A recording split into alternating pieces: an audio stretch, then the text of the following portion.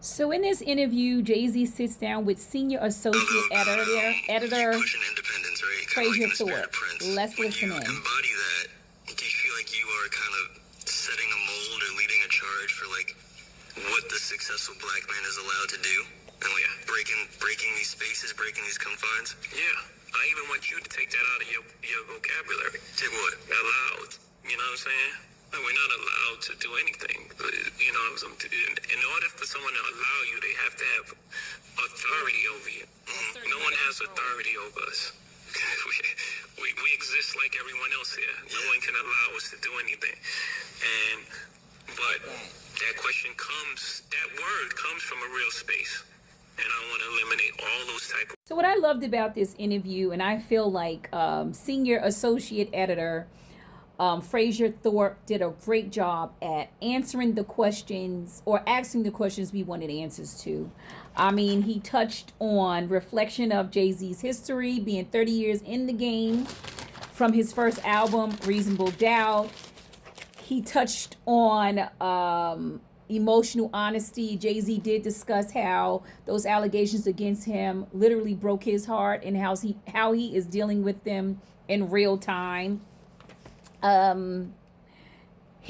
in the critique the culture rap has on him in the industry. I mean, Jay-Z pretty much said he doesn't give a fuck. He's gonna do what he wants to do, and he's gonna do it in the way that best suits the culture from his perspective. And I wasn't mad at that.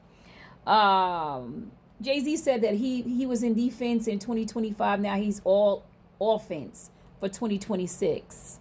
And so, Jay's going to be doing that concert, and I'm looking forward to that. Jay-Z talked about his family. One of the quotes that I love from Jay-Z is when Frazier asked him when he's in the studio with Beyonce, does that make him want to come out with his own album? And he said, listen, no, actually it doesn't. I'm fulfilled enough when I'm in the studio with my wife, watching her create some real shit. He said, if I'm just a cog in the wheel, I'm perfectly happy. A lot of us women are hoping to find a partner that is perfectly happy with helping us be great. Jay-Z also responded about the whole entire wealth critique, and he pretty much said, listen, I don't give a fuck. And when he said that, I got what he was saying, because the misnomer or the mind trick has been that if you are making money doing the things you love or in your art, then you have been bought and paid for, and that you still can't stand on the things that you believe in. I don't agree with that. I'm with Jay. You should be paid for your art, and don't let anyone fool you or trick you into believing you shouldn't. Also, they touched on his artistic drive, and Jay-Z said at this point, with him being still dealing with the emotional heartbreak of being accused of, of being harmful to young women, he doesn't know how he can contribute or attribute to the rap culture right now, but he's working on it.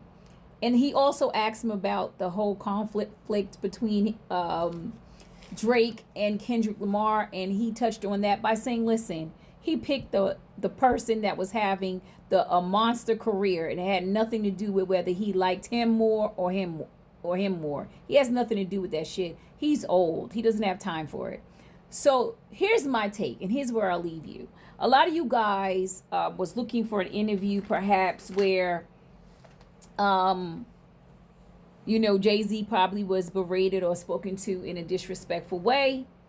And what I witnessed for myself is two grown men sitting down having a conversation in a respectful way.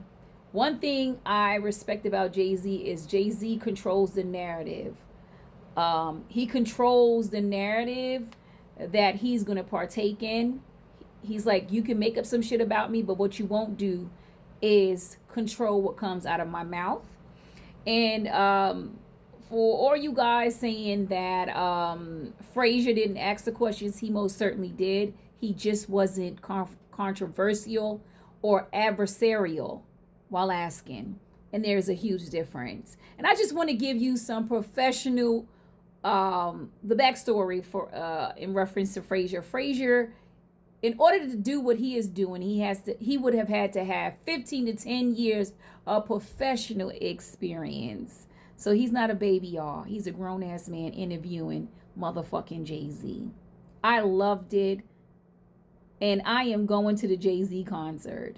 And I look forward to seeing him again. Welcome back, Jay, although you never left. Bye, y'all.